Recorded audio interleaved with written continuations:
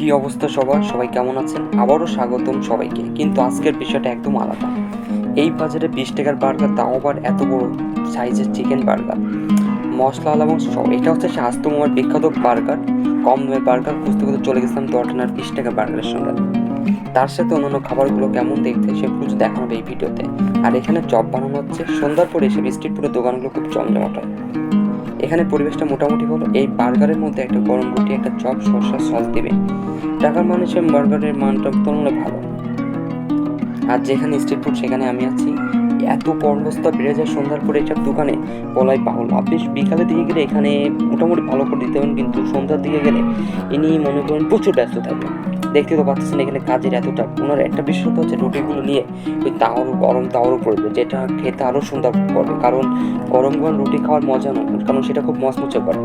আর যিনি যে চপটা দিচ্ছে ওটারও পরিবেশটা খুব ভালো, কারণ ওইটা হচ্ছে গরম ছিল এবং ওইটার মধ্যে সস দিলে সস দেওয়াটা খুব সুন্দর ছিল।